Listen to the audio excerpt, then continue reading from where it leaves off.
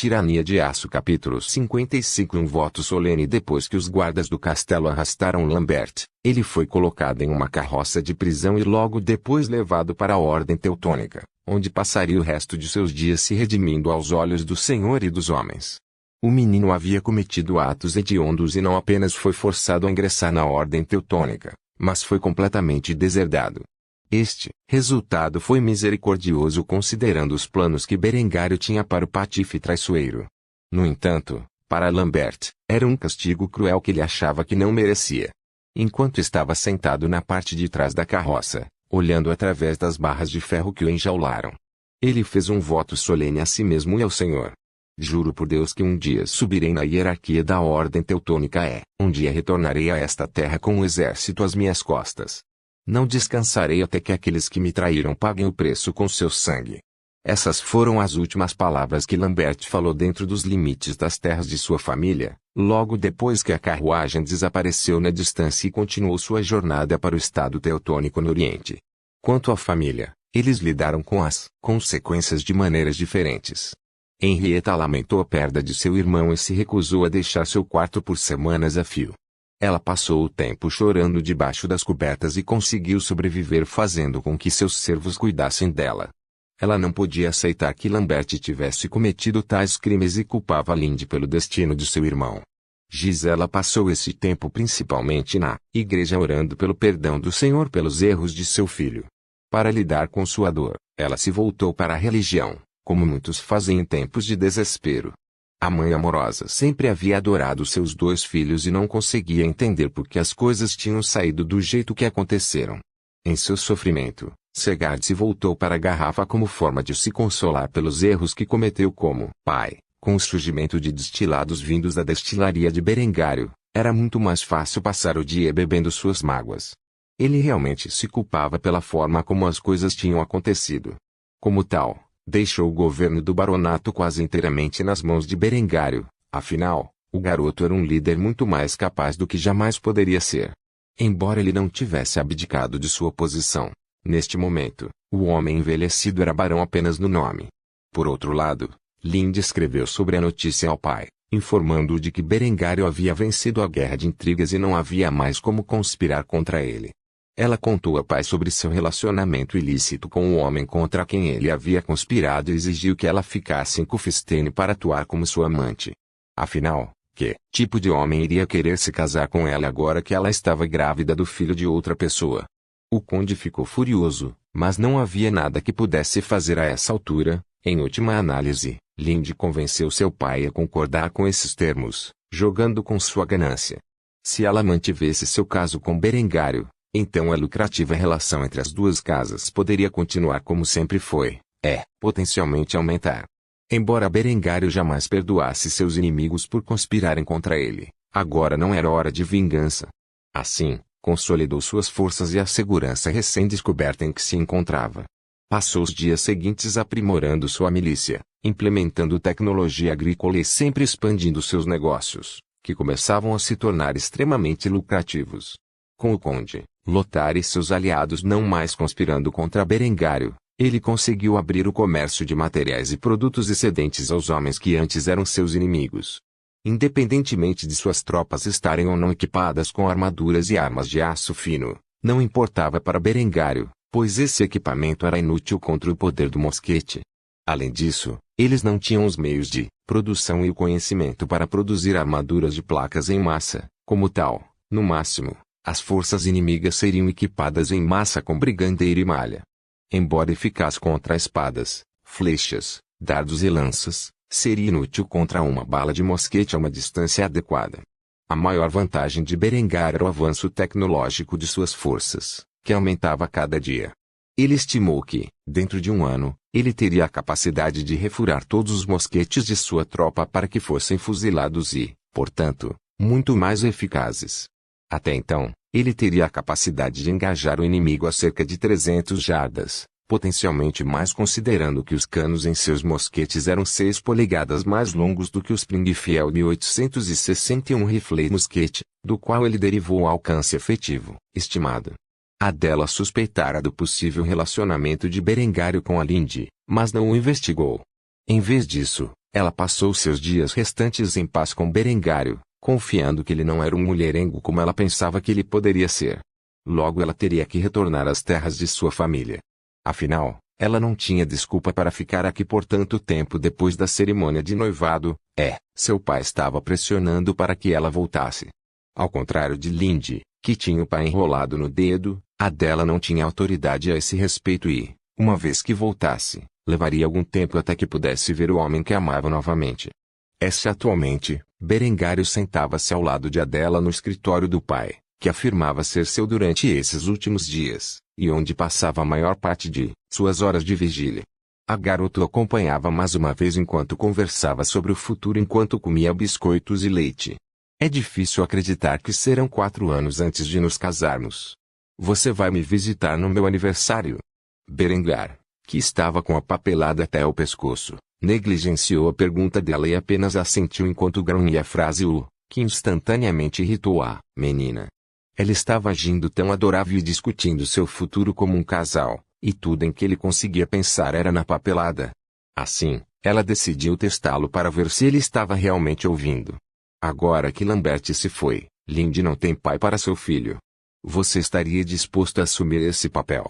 Berengário continuou a escrever e apenas respondeu como se estivesse no piloto automático, completamente alheio ao que acabava de ser perguntado. Claro, por que não? Neste ponto, Adela começou a fazer beicinho. Claramente, Berengário não estava prestando atenção no que ela dizia, ou ele estava falando sério sobre a pergunta dela, o que só a provocou ainda mais. Assim, a adolescente acenou com a orelha, o que conseguiu chamar a atenção do jovem. Adela, que diabos? Quando Berengário notou a expressão em seu rosto, percebeu que tinha sido pego e achou melhor se desculpar por ignorá-la do que continuar agindo como se estivesse ouvindo. Sinto muito, realmente estou, mas atualmente estou inundado com papelada. O que você estava dizendo? Adela apenas bufou e saiu do escritório enquanto fazia birra. Esqueça. Claramente, você está muito ocupado para ouvir o que eu tenho a dizer. Berengário sentiu-se envergonhado quando ela saiu de seu quarto, mas tinha muito trabalho a fazer. Como tal, ele voltou para sua papelada. Esperançosamente, ele poderia terminar na hora do jantar. A essa altura, sua maior preocupação era a chegada da Inquisição, que estaria dentro de Kufstein em questão de dias. Se ele não pudesse resolver as coisas pacificamente com os emissários da igreja, só havia uma solução: guerra. Tirania de Aço capítulo 56. Uma palestra divertida. Berengar estava atualmente em uma sala de aula improvisada localizada temporariamente na taberna local da praça da cidade. Ele estava escrevendo o alfabeto em um quadro negro que ele havia criado com um pedaço de giz. Ao repassar o som de cada letra e como lê-las e escrevê-las, ele olhou para sua classe de trabalhadores que se reuniram para iniciar o processo de educação básica. Com a semana de trabalho de 40 horas em sessão, havia uma quantidade saudável de tempo livre para muitos dos trabalhadores de suas fábricas. Por causa disso, Berengar oferecia bebidas e refeições gratuitas a quem estivesse disposto a vir e aprender com ele e sua equipe por algumas horas todos os dias depois do trabalho. Ele pegou muito rapidamente, pois as pessoas podiam beber cerveja leve, desfrutar de uma boa refeição e educar-se com breves intervalos para socializar no meio. Trabalhadores, supervisores e capatazes se reuniram na praça da cidade como se fosse uma ocasião festiva. Berengar sempre achou que uma abordagem divertida da educação era muito mais fácil de aprender do que um instrutor monótono e chato, que sugava toda a vida da informação. Como tal, fazia jogos de aprendizagem e dava pequenos prêmios como uma bebida ou prato extra a quem conseguisse ganhar os seus concursos. Parecia estar funcionando, pois as pessoas comuns estavam rapidamente aprendendo linguagem, matemática e ciências de nível elementar. Esta foi uma solução temporária, é claro. Ele pretendia construir verdadeiras salas de educação e um dia até universidades. Por enquanto essas coisas estavam sendo construídas e organizadas, Berengar, Lindy e Adela estavam ensinando à população comum conhecimentos rudimentares em seu tempo livre. Por mais ocupadas que estivessem, Adela ensinava as crianças das 10 horas às 12 horas, Lindy ensinava as mulheres das 12 horas às 15 horas. Berengar ainda estava em busca de pessoas educadas que tivessem a capacidade de ensinar os outros, mas essa era uma tarefa difícil. Considerando que a população educada era principalmente da nobreza ou do sacerdócio, nenhum dos quais gostava exatamente da ideia de ensinar plebeus como ler, escrever e fazer aritmética básica. Muito menos aprender o conceito de ciência em que Berengário começou a ensinar, que era basicamente uma heresia absoluta aos olhos da igreja. Berengário estava atualmente ensinando uma frase básica no quadro negro e ver qual dos homens de sua classe conseguia lê-la. Ele rabiscou os caracteres alemães para a frase um salário justo por um dia de trabalho justo. Esse era um dos muitos conceitos que ele tentava incutir tanto no trabalhador quanto na nobreza. Ele realmente acreditava que as pessoas deveriam receber o valor de seu trabalho. Depois de escrever a frase, ele olhou para a multidão e deu-lhes outra competição. Quem conseguir levantar a mão primeiro e ler a frase corretamente ganhará outra cerveja. Todos os homens rapidamente começaram a trabalhar examinando suas folhas do alfabeto e decifrando a frase. Eventualmente, um jovem magro coberto de fuligem das fornalhas levantou a mão antes de qualquer outra pessoa e, uma vez chamado, respondeu a pergunta corretamente. Berengário chamou uma das mulheres que trabalhavam na taberna mulher de bar. Dê a este homem uma caneca de cerveja. Logo, uma jovem atraente se aproximou e serviu ao homem 1 litro de cerveja que ele aceitou com prazer e rapidamente bebeu da caneca. Depois, Berengário fez uma pergunta à classe para ver se eles entenderam o que a frase significava. Esta frase é bastante importante para cada um de vocês. Eu acredito que um homem deve receber uma quantia apropriada ao valor de seu trabalho. Berengar começou a caminhar pela taverna, pegou 1 litro de cerveja e começou a beber enquanto continuava sua palestra de filosofia econômica durante uma aula rudimentar de língua. Como homem sob meu emprego, você recebe pagamento por seu trabalho. Também acredito que, quanto mais um homem trabalha e quanto melhores resultados ele obtém, mais ele deve ser pago. Depois de dizer isso, ele apontou para um homem na multidão e fez uma pergunta na frente de todos. Você, senhor, qual é o seu nome? E muitas horas por semana você trabalha se você não se importa que eu pergunte. O homem olhou ao redor antes de perceber que era chamado e respondeu respeitosamente a Berengário. Sou conhecido como Rengard, e trabalho 50 horas por semana, milord. Berengar então rapidamente apontou para outro homem e fez a mesma pergunta. E você? Qual é o seu nome e quantas horas você trabalha por semana? O homem limpou a garganta antes de falar em um tom envergonhado. Eu sou Bruno, e trabalho 40, milord. Berengário notou a expressão ansiosa no rosto do homem e sorriu gentilmente enquanto o confortava por suas escolhas. Não há nada de errado em trabalhar 40 horas por semana.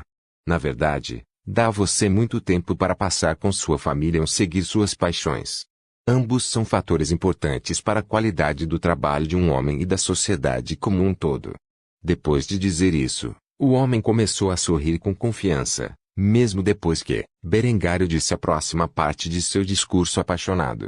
No entanto, como Rengard trabalha 10 horas por semana a mais do que você, ele recebe mais do que você e é mais provável que seja considerado para um aumento ou promoção no futuro. Todos nós fazemos escolhas na vida, todos temos nossas próprias escolhas. Suas prioridades. Cabe a você escolher o curso que o deixaria mais feliz. Cada homem na sala contemplou cuidadosamente as palavras de sabedoria de Berengário como se fossem um credo pelo qual viver. Por fim, Berengar concluiu sua palestra com um pouco de humor. Se você conseguir encontrar o equilíbrio perfeito na vida, por favor, deixe-me saber como você conseguiu, pois estou terrivelmente carente de equilibrar meus negócios no momento. Dito isto, a multidão ligeiramente embriagada de trabalhadores começou a rir do senso de humor autodepreciativo de Berengário. Não podiam imaginar um homem como Berengário sem uma vida equilibrada. O jovem programava perfeitamente cada momento de seu tempo e os ensinava por causa disso. Depois que os operários fizeram alguns golpes bem-humorados, Berengário começou a rir e terminou a aula do dia. Tudo bem, pessoal, saiam daqui voltem para suas famílias, todos nós precisamos trabalhar amanhã de manhã, e perder o sono é prejudicial à sua saúde. Depois de dizer isso, todos os homens da classe vieram agradecer a Berengar pela palestra, bebida e alimentação gratuitas. Depois de um tempo, todos conseguiram voltar para casa, e Berengário fez o mesmo. Ele ainda tinha muito trabalho a fazer nesta noite antes que pudesse dormir. Sua declaração bem-humorada não era uma piada, agora que tinha autoridade quase absoluta no baronato, estava sobrecarregado de trabalho e mal conseguia tempo para checar sua família. que estava sofrendo com o crime e a sentença de Lambert. Embora o menino estivesse vivo, ele nunca voltaria como um membro de sua família. Berengário não tinha tempo para se preocupar com essas coisas. Amanhã chegaria a Inquisição, e ele teria que entreter os emissários da igreja. Esperançosamente, ele poderia resolver esse problema pacificamente agora que Lambert foi tratado. Por favor, certifique-se de verificar meus outros vídeos. Tenho certeza que